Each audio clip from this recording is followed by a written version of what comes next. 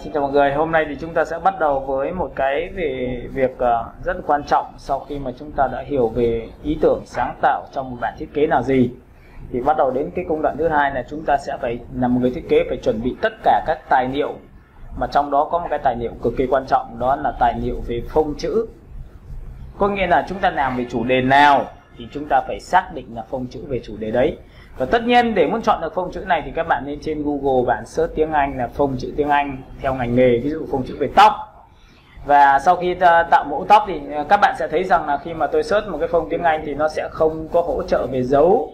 Nên chính vậy mà tôi đưa cho các bạn xem là đây là một cái phông chữ nó không có dấu, các bạn nhớ nhá, nó không có dấu. Và ở đây thì tôi đã tự design thêm một cái phiên bản, đó là tôi vẽ một cái chữ là Viện Tạo Mẫu Tóc nha, nhưng nó không có dấu.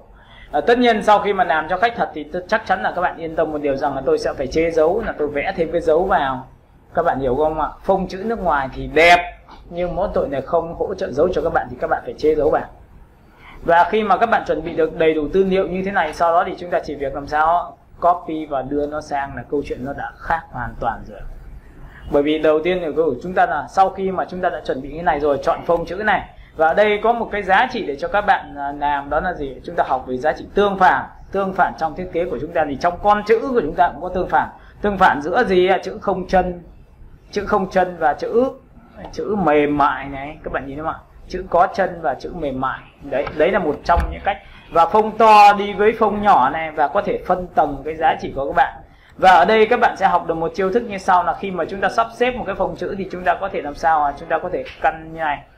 Toàn bộ tất cả những cái thiết kế của chúng ta, các bạn có đồng ý với tôi là nó được xếp trong hình chữ nhật không ạ? Và cái dưới là một hình chữ nhật dài. Và sau này để muốn làm được một cái bộ phông chữ và sắp xếp bố cục ngon lành thì các bạn cứ xếp những cái hình chữ nhật xếp lại với nhau, sau đó việc còn lại là các bạn đưa chữ vào trong hình chữ nhật là xong. Các bạn hiểu ý tôi không ạ?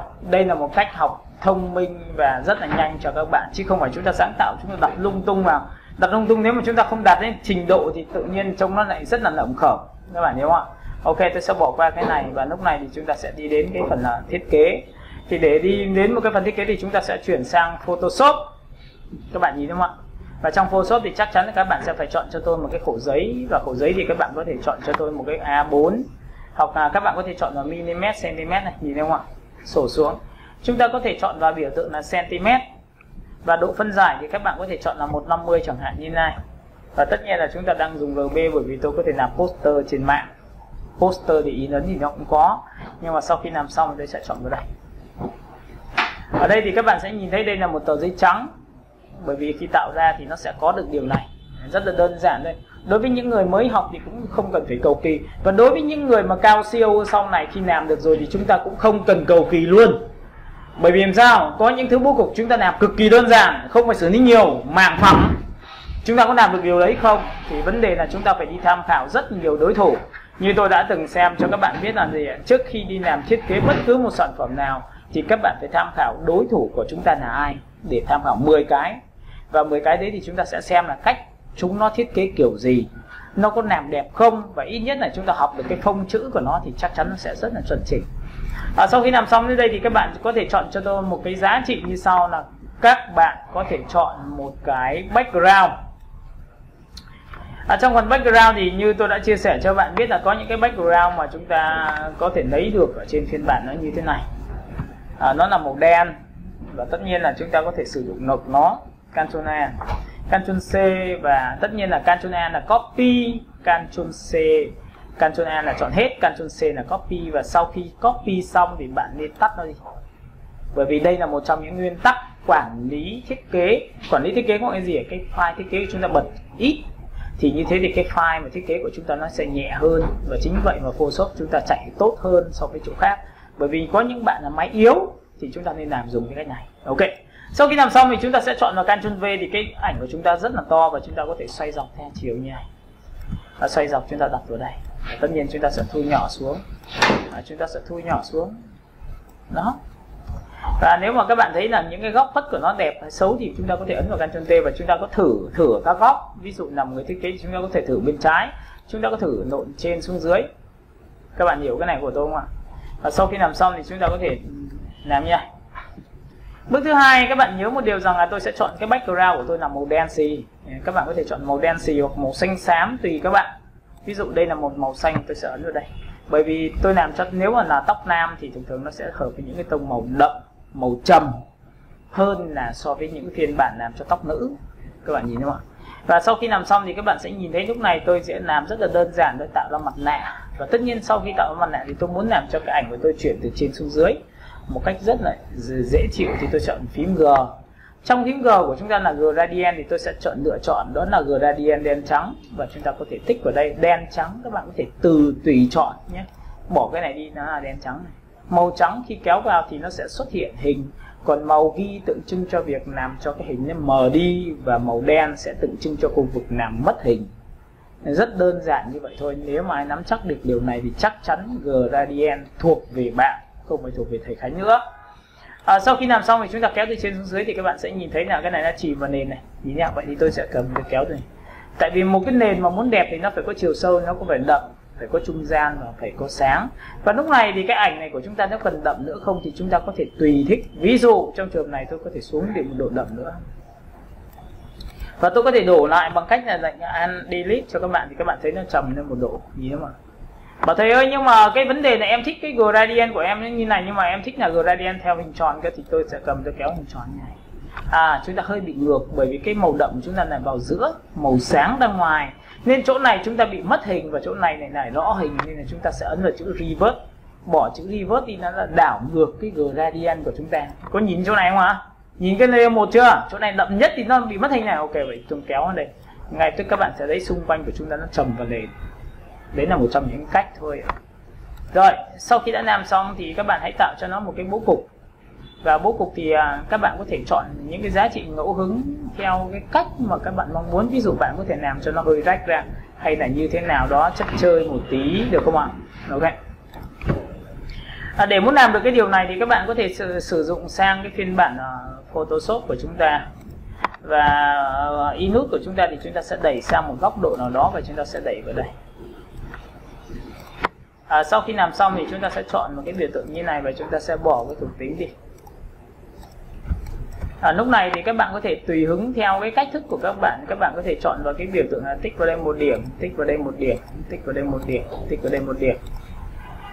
Sau khi đã làm xong thì chúng ta hãy chọn cho nó một cái màu, ví dụ như này, Civic.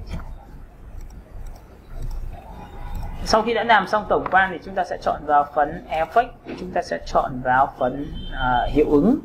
Thì trong phần hiệu ứng thì nó có rất nhiều thể loại, thì tôi sẽ chọn vào hiệu ứng theo kiểu ngẫu nhiên, có nghĩa là cái rách này nó sẽ như này. Và chúng ta sẽ hạ thấp cái trọng tâm để nó tạo ra những cái đường khúc chiết và độ sâu của cái đối tượng của chúng ta nó có thể chơi nhanh. Và chúng ta có thể chơi một cách này, chúng ta ấn OK vào đây thì tự khắc chúng ta tạo ra những cái đường vát chéo như này. Đây là một trong những cách mà có thể tạo ra phong cách, một cái khung hình cho các bạn. Và sau khi làm xong thì bạn phải phá vỡ định dạng của đối tượng đi bằng Object, chúng ta chọn vào Transform, Pattern Transparency. Sau khi chọn vào đây alpha xong thì các bạn sẽ nhìn thấy rằng là đối tượng đã trở thành như bình thường. Thì tôi chọn 1, tôi chọn 2 và tôi cắt bỏ đi phần thừa này bằng công cụ Shift M.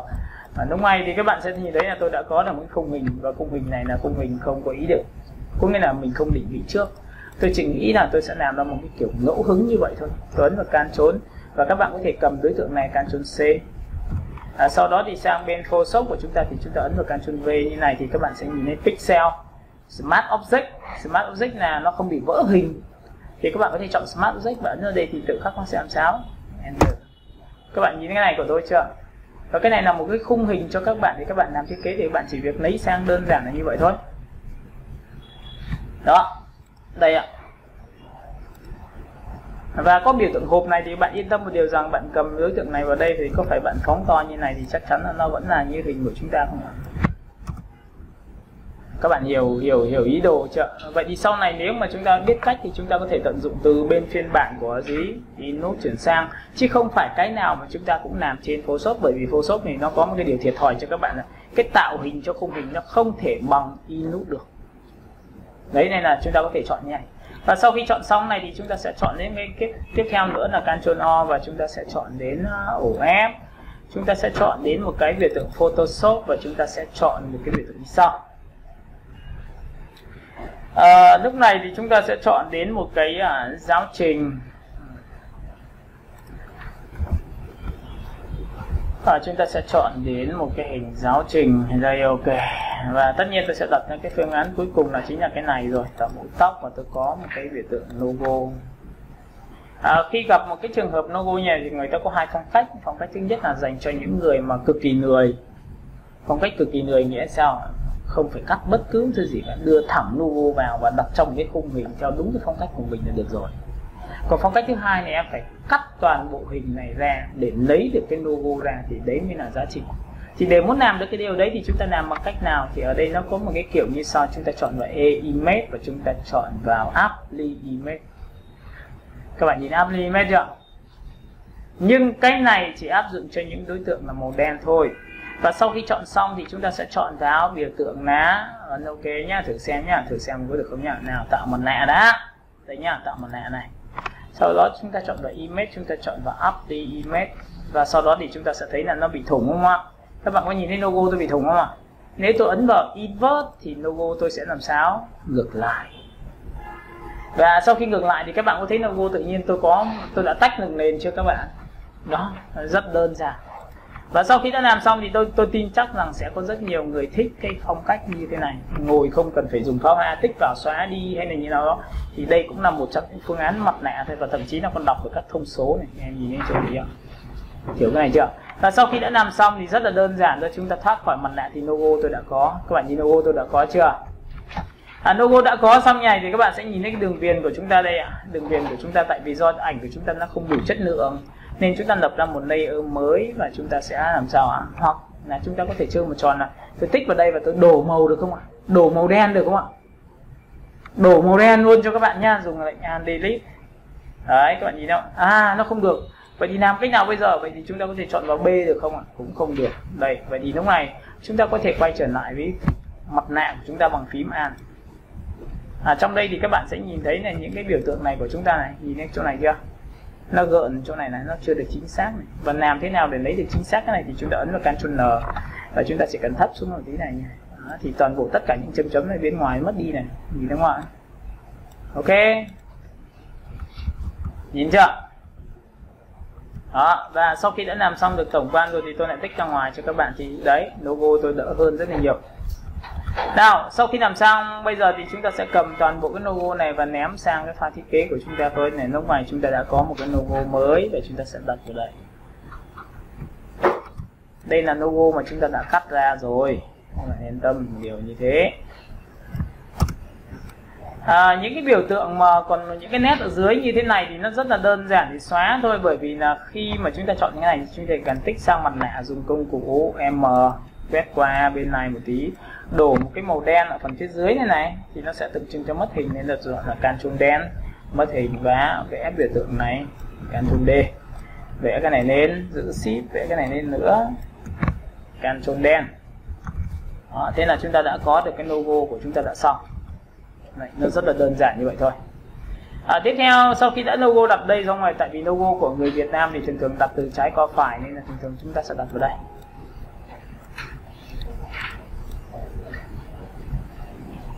Rồi, bây giờ chúng ta sẽ dùng công cụ M, chúng ta sẽ tích vào đây và chúng ta quét qua đây một tí nữa và dùng lệnh lá Ctrl đen. Bước thứ hai của các bạn là gì ạ? Chúng ta sẽ ấn vào Ctrl O và lúc này thì chúng ta sẽ tìm được một cái biểu tượng về mẫu tóc mà các bạn mong muốn để các bạn có thể thiết kế, để các bạn có thể thế này thế nọ. Thì như tôi vừa chia sẻ cho các bạn có thể bật cái file thiết kế mẫu tóc lên để các bạn đưa vào, đúng không? Đây ạ. Các bạn có thể chọn một cái hình như thế này. Tất nhiên là sau khi đã có hình này thì bạn sẽ xóa những cái thương hiệu của người ta đi bằng cách rất là đơn giản. Đây là tôi ví dụ cho bạn là các bạn làm thôi. Và sau khi làm xong này thì chúng ta sẽ dùng cái công cụ lasso và chúng ta khoanh cái đây. Tại vì đây là mô phỏng cho cái việc mà chúng ta làm thực tế thì chúng ta sẽ nhỉ. Và tất nhiên chúng ta ấn vào Shift F5. Tất nhiên chúng ta sẽ ấn vào OK. Và tất nhiên là sau khi làm xong thì chúng ta đã xóa được toàn bộ cái nền của chúng ta. Các bạn nhìn thấy không ạ? Sau khi đã làm xong thì cái biểu tượng này, cái ảnh của chúng ta nó không đủ sắc độ. Các bạn sẽ nhìn thấy nó không đủ sắc độ, thì làm nào để đủ sắc độ thì chúng ta có thể ấn vào Ctrl N. Và khi Ctrl N thì các bạn sẽ nhìn thấy ở đây nó sẽ thiếu sáng. Chúng ta sổ xuống theo từng kênh là red là thiếu về đỏ, Tiếp theo sổ xuống tiếp theo là kênh green thì chúng ta cũng thiếu. Và tiếp theo sổ xuống tiến nữa thì tôi sẽ thiếu kênh blue thì kéo như này. Thì các bạn sẽ nhìn thấy cái ảnh trước và sau của chúng ta đã thay đổi rồi trước. Ok. Sau khi đã làm xong chúng ta đã chốt được cái giá trị đầu tiên. Và sau khi đã làm xong được cái biểu tượng này lần thứ hai thì chúng ta có thể ấn vào Ctrl G lần thứ hai. Và tất nhiên chúng ta sẽ hòa trộn đầu tiên là multi, làm sáng ảnh. Tiếp theo chúng ta ấn vào Ctrl G lần thứ hai thì chúng ta hòa trộn làm tối ảnh. Và tiếp theo hai cái này thì tôi sẽ chọn cấp độ là 50% thôi. Và cái này thì tôi sẽ chọn 50% để làm sao cấp độ thì ảnh trước và sau các bạn nhìn nhỉ, để nó tạo ra một sự có khối cho thiết kế của các bạn. Sau khi làm xong tôi ép cả ba lại thành một để tạo ra cái ảnh của chúng ta, được không ạ? Rồi tiếp theo một độ nữa để muốn chỉnh cho nó có sắc độ tốt hơn hay là tối hơn hay như nào đó, bạn có được quyền sự lựa chọn là chọn vào đây và chọn là biểu tượng là làm tối ảnh. Làm tối ảnh thì người ta có Ctrl N và Ctrl M. Với Ctrl M như thế này, bạn nhớ là tôi chả cần phải chỉnh cái gì cả, chả phải làm gì cả. Tôi chỉ việc làm mỗi cái thao tác đó là gì, tôi chọn hòa trộn là multi thôi thì các bạn sẽ nhìn thấy nó chậm lại không? Các bạn nhìn thấy chậm lại chưa? Và trong trường hợp này thì ở đây nhá, khi mà tôi chọn vào đây mà tôi chọn vào cái việc up the image hoặc là thậm chí là tôi sẽ chơi một cái trò như sau. Các bạn có thể chọn hai phong cách. Một phong cách đầu tiên là chọn the image và chọn vào up the image, có nghĩa là trước khi thiết kế chúng ta phải xử lý rất nhiều công đoạn cho một cái ảnh tốt hơn, chúng ta chọn vào đây. Thì các bạn có nhìn thấy cái ảnh của tôi được như này nhá. Nếu tôi ấn invert thì nó sẽ làm sao? Nó ngược lại. Nhìn chưa? Đây là lấy phần sáng phần tối. Còn phần thứ hai là để muốn xử lý kỹ hơn thì chúng ta có thể chuột phải chọn là blending option này. Trong phần này cực kỳ quan trọng đối với phần là bảng blend cho các bạn. Đây là bảng blend này, đây là áp dụng cho sắc độ ảnh dưới áp lên ảnh trên. Có nghĩa là trong trường hợp này bạn muốn lấy loại trừ phần tối hay là loại trừ phần sáng thì bạn sẽ chọn vào đây. Ví dụ tôi cầm tôi kéo cho bạn xem nhìn này. Các bạn có nhìn thấy mặt cô gái nó sáng này chưa? Nhìn thấy mặt cô gái sáng chưa? Ok. Thì có nghĩa là nó đang lấy sắc độ của ảnh dưới là khu vực, đây là khu vực sáng, để nó bóc từng phần ở phía trên là hòa trộn đấy. Cái lớp hòa trộn của phía trên là hòa trộn làm đậm màu. Nên tôi bóc cái phần trên là bởi vì cái phần má này, phần mặt này tôi vẫn muốn sáng như bình thường. Thì làm bằng cách nào đây? Tôi sẽ cầm tôi kéo cho bạn xem. Nhìn thấy không ạ? Nhưng trong trường hợp mà khi bắt đầu tôi chớm những cái phần gì má như này, nhìn chỗ này chưa? Thì tôi tách cái biểu tượng nó ra làm hai thì làm gì? Nó sẽ tạo được sự êm hơn. Các bạn nhìn thấy chưa? Phần thứ hai nữa là cái phần ở phía dưới này của các bạn là bạn nhìn nhá. Lúc này tôi sẽ cầm vào đây thì cái ảnh trước và sau của bạn thì cái ảnh này của cô gái nó sẽ có khối hơn rất là nhiều đây, trước và sau. Lúc này thì các bạn chỉ cần giảm cái cường độ này đi cho tôi một độ thôi để cho ảnh trước sau. Đó. Sau khi đã làm xong chúng ta sẽ chốt lại với nhau thêm một lần nữa, đó là gì, làm cho cái ảnh có thể ấm lên hay là làm như thế nào đó da có thể là chắc khỏe hơn bằng lệnh nhà. Sổ xuống chúng ta chọn vào Color Burn. Trong phần Color Burn này nó có mấy cái giá trị cho các bạn lựa chọn, đó là gì ạ? Ở đây nó sẽ có sắc độ tối, sắc độ trung gian và sắc độ sáng. Thì trong trường hợp này nếu chúng ta muốn tác động vào sắc độ sáng nhất của trên da mặt thì chính là chỗ này. Và bạn muốn da mặt của chúng ta là thiên về hồng thì các bạn sẽ kéo sang đỏ và kéo sang tím này. Các bạn nhìn thấy chưa? Ở phần xa của chúng ta nếu mà chúng ta sẽ thiên về xanh một chút xíu thì chúng ta làm một cách nào? Chúng ta chọn vào phấn shadow. Shadow là vùng tối, và vùng tối chính là vùng tóc, vùng áo, vùng những cái khu vực đậm này. Thì chúng ta muốn thiên về xanh cho nó lạnh hơn thì tôi sẽ cầm tôi kéo. Các bạn nhìn áo tôi xanh lạnh chưa? Và tôi chỉ cần kéo xuống một tí nữa thôi thì các bạn sẽ nhìn thấy cái áo tôi nó sẽ đứng. Ok. Sau khi đã làm xong tổng quan toàn bộ đối tượng thì tôi có thể được quyền ép lại, và cái ảnh này tôi đã làm xong. Ok, bây giờ thì tất nhiên để muốn làm mịn ra thì khác nha. Ctrl A, Ctrl C và sau đó thì sang bên file thiết kế của các bạn thì các bạn ấn vào Ctrl V giúp tôi. Và trong trường hợp này thì các bạn chỉ cần chọn vào Ctrl G. Ctrl G là chui vào cái hình rồi, và lúc này chúng ta ấn vào Ctrl T để chúng ta làm gì ạ? Ok, Ctrl T và chúng ta sẽ phóng to như này. Chúng ta sẽ đẩy sang như này. Chúng ta sẽ đẩy sang như này. Cố gắng làm sao mà khi mà làm thì nó sẽ không bị chạm và nó phải có những cái khoảng không để cho đặt được logo, chứ không phải chúng ta tùy tiện cái trong trường này được. Sau khi đã làm xong được tổng quan toàn bộ tất cả những cái hình này rồi thì các bạn sẽ phải chuột phải thêm một lần nữa và thực hiện thao tác là Ctrl G.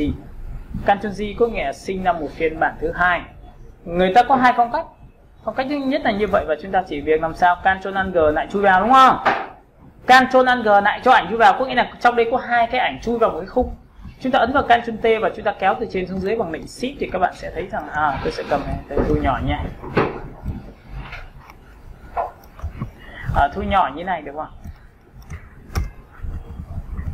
Các bạn sẽ nhìn thấy ở đây tôi có một cái khe và tôi chỉ cần dịch chuyển lên một chút xíu thôi thì các bạn sẽ thấy mất khe, và tự nhiên cái ảnh của chúng ta cũng rất là hoàn thiện và không bị thiếu nữa. Thì đây cũng chỉ là một cái phong cách để các bạn làm. Tôi chọn đối tượng 1, tôi chọn đối tượng 2 và tôi ấn vào lệnh đó là gì? Ctrl E. Ctrl E của chúng ta đã ép lại một rồi, đã xong. Phần thứ hai, cái chữ của logo của chúng ta bắt đầu chúng ta cần phải thay đổi một chút xíu, bởi vì cái này thiên về đen trắng. Tôi sẽ cầm cái biểu tượng, tôi sẽ cầm thu nhỏ lại. Tôi nghĩ rằng đặt như này thì các bạn yên tâm một điều rằng không bao giờ bị sao hết, bởi vì nó có khoảng không, khoảng trống. Bất cứ một thiết kế của một khách hàng nào, bất cứ một thiết kế của sản phẩm đồ họa nào thì bạn phải nhớ là mỗi một khoảng không nó đều có giá trị, và khoảng không đấy nếu đặt chữ thì chúng ta phải xử lý thôi, đúng không ạ? Nào, tiếp theo các bạn sẽ nhìn thấy ở đây thì chúng ta có thể xử lý qua một vài công đoạn, như là các bạn có thể dùng cái công cụ đó là gì? Ở đây nó có công cụ là làm cho nó mềm mảnh và mờ. Cái này nó chỉ có tác dụng áp dụng trực tiếp trên những cái vị trí mà chúng ta vuốt qua. Chúng ta vuốt qua nhiều thì cái giá trị của chúng ta sẽ mờ nhiều hơn. Ok, chúng ta sẽ cầm này. Tôi sẽ làm cho nó mờ cái ảnh này đi để cho nó tạo ra sự xa gần. Em hiểu sự xa gần đúng không? Ok, những cái tóc này tôi có thể làm cho nó mờ đi một tí. Ở chỗ nách này tôi có thể cho nó mờ đi tí để nó tập trung cái phần chính. Có nghĩa là gần, rõ, xa gần ra, xa gần. Đó, rồi. Sau khi đã làm xong được cái tiểu tiết của cái việc này rồi thì bây giờ chúng ta sẽ tiến đến cái phần thứ hai này. Chúng ta có thể quay trở lại vùng chọn cho đối tượng. Ở đây thì các bạn có thể tạo ra phong cách bằng cách như sau, là dùng cái công cụ của chúng ta, đó là lập ra một layer mới. Chúng ta có thể chơi một hệ thống đường viền bằng công cụ M.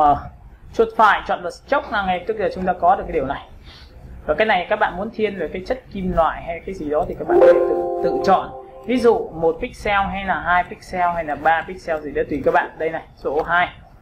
Ở đây gọi là một phong cách gọi là tạo viền cho khung hình thiết kế của các bạn. Bạn chỉ cần ấn OK thôi. Thì các bạn có thấy rằng là ngay tức tôi đã có một cái khung hình như này không ạ? Và cái khung hình này để muốn biến thành một cái chất liệu theo kiểu nó hơi vàng hơn một tí hay là như thế nào một tí thì nó cũng rất là dễ. Nó rất là dễ luôn, bởi vì chúng ta có thể cho cái ảnh chui vào được mà, đúng không ạ? Ctrl N. Và lúc này chúng ta chỉ cần đi tìm đến một cái nơi mà có được cái thiết kế của chúng ta là có cái chất liệu vàng thôi. Các bạn có thể chọn vào đây và các bạn kéo vào đây. Đây là chất liệu vàng, Ctrl A, Ctrl C và Ctrl V kép của các bạn tắt đi. Và sau bên này là Ctrl V. Các bạn sẽ nhìn thấy là cái chất liệu vàng này của tôi trên cái viền của đối tượng của chúng ta, thì chúng ta chọn vào Ctrl Alt G thì tự khắc chất liệu viền của chúng ta nó sẽ được như thế này. Mọi người nhìn thấy không ạ? Ok. Tiếp theo sau khi làm xong thì chúng ta có thể tạo ra một cái ngẫu hứng bằng cách tôi tích vào đây một điểm, tôi tích vào đây một điểm, tôi tích vào đây một điểm. Đây tôi sẽ tích vào đây một điểm, xuống đây, lên đây, tích vào đây. Ok. Đó. Rất đơn giản, tôi có được phương án số 2 được không? Đây các bạn nhìn nhá. Chúng ta sẽ lập ra một layer mới cho nó đàng hoàng nào. Sau đó thì dùng pen. Các bạn để ý cho tôi là khi mà các bạn dùng pen thì ở đây cái công cụ pen của chúng ta sẽ như thế nào. Pen của chúng ta là dạng path là vẽ ra vùng chọn, còn dạng set là vẽ ra biểu tượng vector. Nên là khi tôi tích vào đây một cái tôi sẽ chọn vào đây cho các bạn. Ví dụ tôi tích vào đây một điểm, tôi sẽ tích vào đây một điểm, tích xuống đây, tích xuống đây này. Các bạn sẽ nhìn thấy các dạng màu của nó chưa? Sau khi đã làm xong cái này thì bạn chỉ cần chọn vào công cụ pen và chúng ta chỉ cần chỉ xuống đây và làm mất màu đối tượng thì nó không có màu. Phần thứ hai, cái nét này của hình của chúng ta đây sổ xuống thì chúng ta có thể chọn một cái màu vàng thì cái nét của chúng ta có màu vàng luôn. Và lúc này thì chúng ta có thể đẩy lên to, độ to nhỏ khác nhau. Mọi người nhìn thấy cái nét này của tôi không ạ?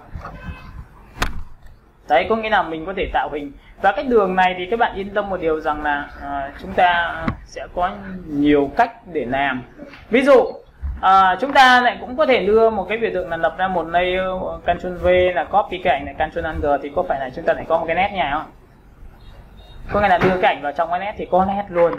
Và sau khi có nét luôn thì tôi đã có cái phần dưới thì tôi sẽ cần chọn là pen và tôi sẽ điều chỉnh nó xuống dưới một tí nữa là cho nó nhỏ nhắn xinh xắn nhỉ. Đấy, thế là chúng ta đã có này. Các bạn nhìn chưa? Và ở đây thì có muốn vài cái góc độ cho các bạn lựa chọn, đó là gì ạ? Chúng ta có thể ấn vào Ctrl O, chúng ta có thể chọn vào một biểu tượng ổ F, chúng ta sẽ chọn vào phần thư viện ảnh, rồi chúng ta sẽ chọn vào phần background. Trong phần background thì tôi sẽ có phần texture cho các bạn, và các bạn đẩy xuống để tìm ra những cái biểu tượng phát sáng. Những cái biểu tượng phát sáng này thì các bạn có thể tự làm cũng được. Ctrl A, Ctrl C, và lúc này thì chúng ta sẽ tắt bỏ cái này đi, sang đây Ctrl V, cho lên trên tất cả này. Thì lúc này các bạn sẽ chọn cho tôi cái biểu tượng color, nhưng nó đang là màu xanh, các bạn nhìn nó đang là màu xanh mà. Chúng ta ấn vào Ctrl Shift U là biến thành màu, nó là màu trắng, và lúc này tôi ấn vào Ctrl T để tôi ép nó xuống bằng công cụ Shift. Để làm gì? Để xoay. Để làm gì? Để đặt vào những cái vị trí nó phát quang như này. Và chúng ta có thể thu nhỏ lại.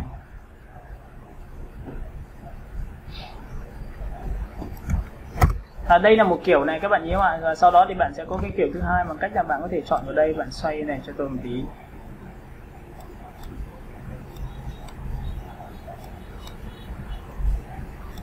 Đấy, có nghĩa là các bạn có thể tạo ra những cái tín hiệu ánh sáng là như thế này được. Tiếp theo nữa thì các bạn sẽ chọn vào trong cái file thiết kế của các bạn, có thể ấn vào một cái biểu tượng là lên trên Google Search cái biểu tượng ánh sáng. Có nghĩa tôi đang nói cho các bạn những cái tiêu chí là các bạn có thể thiết kế 2D, thiết kế theo kiểu phong cách là bóng bẩy, hay là thiết kế theo phong cách có thể là thư viện, đều có hết. Chúng ta sẽ chọn vào một cái biểu tượng AI, sau đó thì chúng ta sẽ chọn đến phần đâu nhỉ? Tôi sẽ chọn vào biểu tượng ở phía trên đây. Chúng ta sẽ có thư viện. Đây rồi. Và trong phần thư viện thì các bạn sẽ nhìn thấy ở đây nó có rất nhiều tư liệu cho các bạn lựa chọn. Các bạn nhìn tư liệu của tôi chưa? Và cái tư liệu này là nó có những cái ánh sáng phát sáng đây cho các bạn, thì bạn chỉ cần tích vào đây, phát bạn ấn open, phát là câu chuyện nó đã có được cái hình mà bạn mong muốn rồi. Ví dụ trong trường này tôi sẽ chọn vào đây cho các bạn xem nhá. Các bạn nhìn chưa? Đây là những cái mà chúng ta có thể tách ra bằng ungroup. Các bạn search line ở trên mạng nó sẽ có cái này.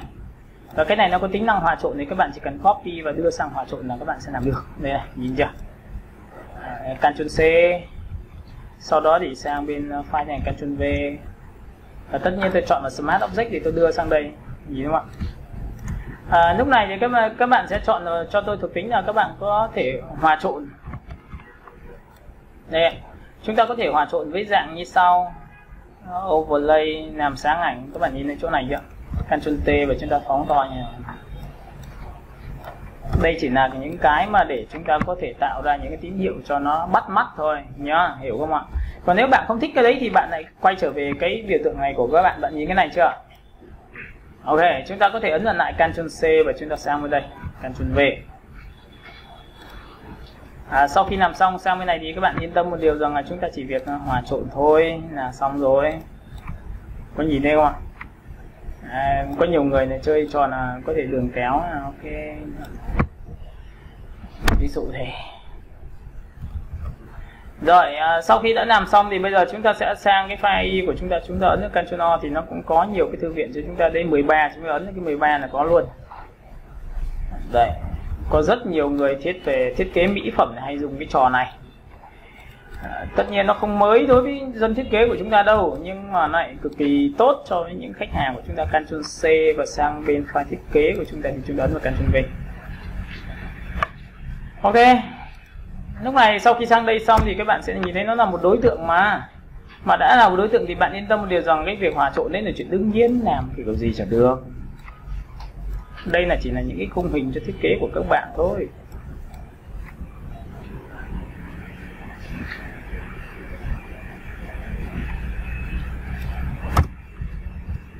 Các bạn nhìn thấy không ạ? Cái này nó sẽ rất là dễ bắt mắt cho các bạn, nhưng mà cái biểu tượng của chúng ta nó làm đến đâu, ví dụ chúng ta cho nó chạy từ đây đến đây, những cái khung hình có thể chạy như này. Và sau khi đã làm xong cái biểu tượng này xong thì chúng ta đã có khung hình rồi, chúng ta đã có được biểu tượng này rồi, bắt đầu chúng ta sẽ làm một cái thao tác nữa, đó là chúng ta làm biểu tượng trên thiết kế của chúng ta đây. Ở đây thì bạn sẽ có hai dạng. Dạng thứ nhất là các bạn sẽ chọn cho tôi là viện tạo mẫu tóc. Thì cái này thì tôi sẽ chọn cái này và cái này. Có thể là chúng ta sẽ tách ra bằng cách chúng ta cầm đây là chúng ta trước khi làm về thiết kế đấy. Có nghĩa đây là cái thư viện của các bạn mà, nên là bạn sẽ chơi trò là Ctrl Shift O. Sau khi Ctrl Shift O xong thì bạn sẽ lại ấn vào Ctrl Shift O như này, thì có phải là hai cái này nó sẽ trở thành chữ bình thường không? Tôi chỉ làm mỗi cái chữ này là theo phong cách 3D đi một tí cũng được không? Lúc này tôi chọn vào vị trí số 1, tôi chọn vào vị trí số 2, tôi tách ra cái nhá. Các bạn nhìn này, tôi sẽ chọn tách ra bằng cái câu chuyện là ungroup, và lúc này tôi sẽ quét qua biểu tượng này. Lúc này thì việc của chúng ta là chỉ việc làm sao Ctrl C. Sang bên file cái này thì chúng ta sẽ ấn vào Ctrl V. Yên tâm một điều rằng không bao giờ bị sao hết nha. Đây ạ. Mà chữ của chúng ta đã đi sang rồi, thì làm thế nào để chúng ta có thể có được cái biểu tượng đây? Chúng ta có thể đặt như này. Chữ này muốn trở thành màu vàng quá dễ dàng luôn. Các bạn chỉ cần làm một cái thao tác là biến nó trở thành đối tượng thường này, rasterized layer.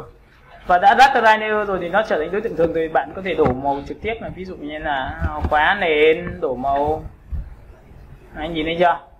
Còn cái chữ viện ấy tôi phải design nó trở thành phong cách của theo kiểu 3D một tí. Thì lúc này câu chuyện của chúng ta là từ cái phiên bản của các bạn có thể làm từ bên này.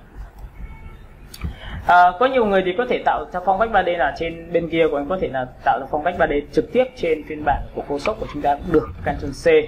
Chúng ta sẽ sang Photoshop và chúng ta sẽ bật một cái giá trị là chúng ta ấn vào Ctrl V, thì đây là hình của chúng ta rồi. Chúng ta sẽ phóng to, Enter, thoát lệnh. Đúng không ạ? Chúng ta có thể chọn vào đây.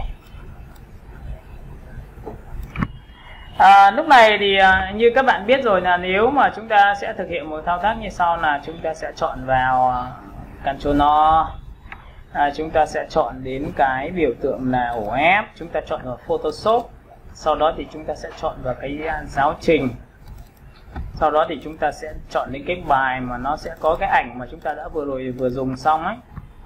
Ctrl A, Ctrl C. Sang bên này thì các bạn sẽ thấy rằng Ctrl V, và chúng ta chỉ việc cấn Ctrl G nó tự chui vào thôi. Nó đã có một cái biểu tượng tín hiệu như này rồi, đúng không ạ? Nhìn này chưa? Sau khi đã làm xong cái này thì chúng ta được quyền F2 này thành 1, bởi vì nếu bạn yêu thích cái màu vàng này.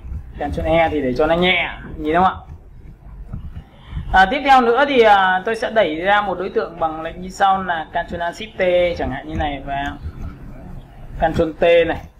Chúng ta sẽ đầu tiên là chúng ta vẫn là Ctrl Z, chúng ta dịch chuyển sang bên tay phải.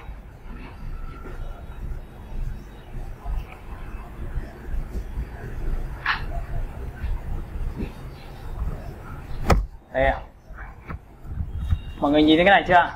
Và lúc này nếu mà chúng ta chỉ cần ấn vào cái biểu tượng làm cho nó đậm màu chẳng hạn như này đây, thì cái biểu tượng hình của chúng ta nó sẽ khác biệt này. Cho xuống dưới một layer thì ở đây các bạn sẽ nhìn thấy ở đây nó có cái biểu tượng như này. Mọi người nhìn cái này của tôi chưa nhỉ? Có nghĩa là chúng ta chưa đủ bóng nhá. Chúng ta mới chỉ là làm cho hai sắc độ, một thằng ở trên thì nó rõ, một thằng ở dưới thì nó sẽ là nhẹ hơn cho chúng ta thôi. Chúng ta có thể ấn vào Ctrl T dịch chuyển này, xuống dưới này, Enter này. Chúng ta chọn vào Ctrl Alt Shift T, Ctrl Alt Shift T, Ctrl Alt Shift T, thì các bạn sẽ nhìn thấy là tôi đã tạo ra một phiên bản chữ. Các bạn nhìn thấy cái chữ này của tôi không ạ? Ok, đã có khối rồi. Chúng ta chỉ cần chuột phải chọn ra biểu tượng layer 7 trên cùng, chọn vào đây một chút xíu để cho nó có đúng cái hiệu ứng của chúng ta rồi. Các bạn nhìn này chưa? Tiếp theo, sau khi đã làm xong được toàn bộ cái chữ viện rồi, tí nữa tôi sẽ xử lý trên cái bề mặt đằng sau này, cái mặt đằng sau chỗ này này. Các bạn có thấy rằng ở đây nó có một cái hệ vector, thì chúng ta chỉ cần chọn là cái mặt này. Dùng công cụ brush, X là màu đen. Cái opacity của chúng ta nó sẽ giảm cường độ đi bằng 60% để chúng ta sẽ ấn tô.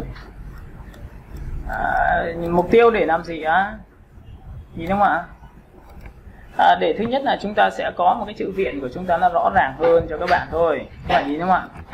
Và phần thứ hai của chúng ta là gì ạ? Chúng ta sẽ chuột phải vào biểu tượng của cái vector thứ hai là cái gì? Tôi sợ xuống, tôi sẽ có một cái nét nữa để chuột phải chọn vào biểu tượng là layer 4. Chuột phải chọn vào layer 3. Đấy, cái này nó phải nuôi sang trái một tí để nó không bị trường hợp nhảy. Chuột phải chọn vào layer số 7 xuống dưới một tí và đẩy sang ngang nhảy, thì các bạn sẽ nhìn thấy trông nó có vẻ giống 3D hơn. Rồi sau khi đã làm xong được cái biểu tượng này, sẽ có rất nhiều kiểu để cho các bạn làm. Chuột phải chúng ta sẽ chọn là blending option, bắt đầu mới tạo ra một cái hiệu ứng.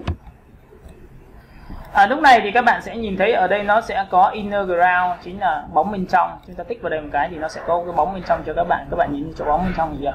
Nếu cái bóng bên trong này mà tôi thực hiện một thao tác là nó có khối, ví dụ tôi không chọn này nữa mà tôi chọn là làm sáng ảnh nha, là cái màu này thì tôi không chọn màu này nữa, tôi sẽ chọn màu trắng, thì các bạn sẽ nhìn đây.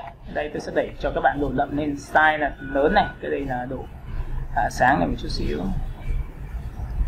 Mọi người sẽ nhìn thấy cái viền chữ của tôi nó sẽ bắt sáng lên chưa? Các bạn nhìn thấy chỗ này chưa? Và cái size thì chúng ta sẽ để 4 thôi. Ok, chúng ta sẽ chọn như này. Đây là một cái cách này.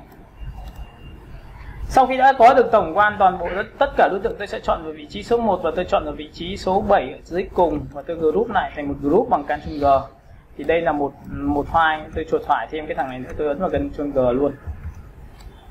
Có nhìn thấy chỗ này không ạ? Mà sau khi đã có viền rồi thì có phải chuột phải vẫn thực hiện blending option cho toàn bộ không ạ? Lúc này các bạn chỉ cần chọn vào drop shadow của chúng ta thôi. Drop shadow của chúng ta nó có bóng, và cái bóng này thì tôi sẽ làm cho nó nhòe ra, đầy size này, nhòe ra. Phần thứ hai là các bạn sẽ cho nó bóng giữa và có thể là đẩy độ đậm lên là hết cỡ như thế này. Và các bạn nhìn không ạ? Tôi sẽ để ok, đẩy đậm đây. Ok, chúng ta sẽ đẩy rồi. Và sau khi làm xong thì các bạn sẽ nhìn thấy là cái chữ viện của tôi đã có một cái tín hiệu là nó khá là 3D rồi. Lúc này thì cái mẫu tóc của chúng ta sẽ đẩy xuống dưới một tí nữa. Chúng ta sẽ đẩy sang đây. Chữ viện này chúng ta sẽ đẩy lui sang bên này, đẩy lên một tí nữa. Và tất nhiên chúng ta có thể ấn vào Ctrl T để chúng ta có thể thu nhỏ lại để nó đúng cái cấp độ mà chúng ta đang làm.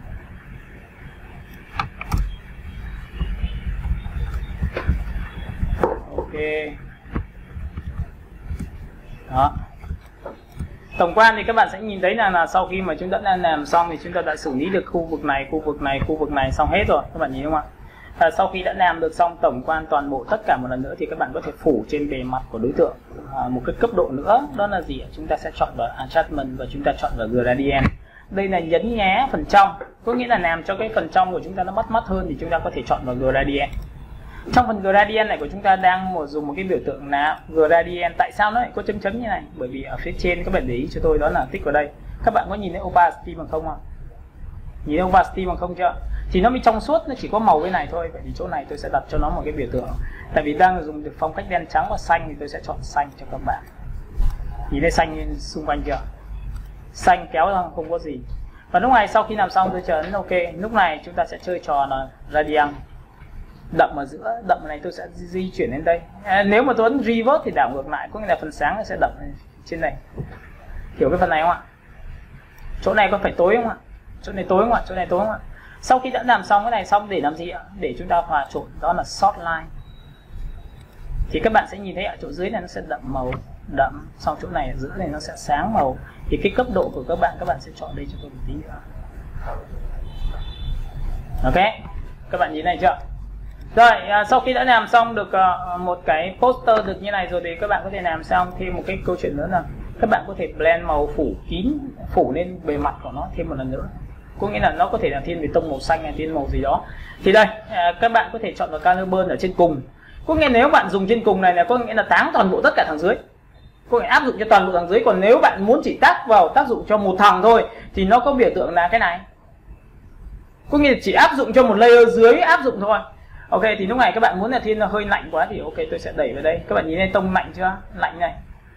Chỗ này nó sẽ xanh này, nhìn không hả? Đây là trung gian. Ok, sổ xuống, chúng ta sẽ chọn vào shadow là vùng tối cho ta lạnh lên một tí nữa. Ok, tôi sẽ đẩy sang nha. Rồi, tiếp theo vùng sáng thì chúng ta sẽ chọn vào đây. Và tất nhiên là bạn sẽ đẩy sang vàng một chút xíu. Đó. Nhiều ạ. Và tất nhiên sau khi làm xong này là các bạn thấy độ tối nó lớn quá thì bạn có thể được quyền vẫn là có thể lựa chọn là những cái theo kiểu opacity này mà. Nhìn này, opacity. Thấy chưa? Thế là như này thì tôi đã trình bày cho các bạn xong xem một cái sản phẩm mà chúng ta đã chuẩn bị và đã làm qua những cái hiệu ứng qua các bạn chuẩn bị bằng chữ này. Nhìn đúng không ạ? thì làm nó rất là nhanh. Phần thứ hai, những cái thư viện của các bạn phải đi kiếm về, xác định kiếm là những cái gì. Đó là ví dụ có thể là ánh sáng, có thể là họa tiết hoa văn, bởi vì khi làm cho mỹ phẩm thì các bạn có thấy là có những họa tiết hoa văn có những cái lá cây bằng vector, thực ra là lá cây vector rất xấu, nhưng mà khi mà chúng ta biết cách thì chúng ta cứ ghép vào thì trông nó cũng dễ bắt mắt hơn. Đó, thì sau khi làm xong thì chúng ta đã kết thúc được cái phần đó là thiết kế ra một sản phẩm liên quan đến cái tư duy của các bạn. Sau đó cái đây là cái bước triển khai cho các bạn hơn. Ở trong đây thì nói thật cho các bạn, nó sẽ có một cái tư duy, đó là tư duy người dùng, bởi vì người dùng cũng thích những cái giá trị mà làm cho nó bắt mắt, nó long lanh như thôi. Các bạn hiểu cái này chưa ạ? Ok, bây giờ thì chúng ta sẽ ngồi và với những tư liệu của các bạn thì các bạn triển khai giúp thầy, và sau đó thì các bạn sẽ gửi lại trên nhóm. Để buổi sau chúng ta sẽ học về nguyên lý thị giác, về nét mảng, và từ bài nét mảng tôi lại dạy cho các bạn tiếp theo những cái nét nó sẽ như nào, nó mảng như nào để chúng ta thiết kế. Các bạn hiểu cái này chưa nhỉ? Ok, các bạn làm đi nhá.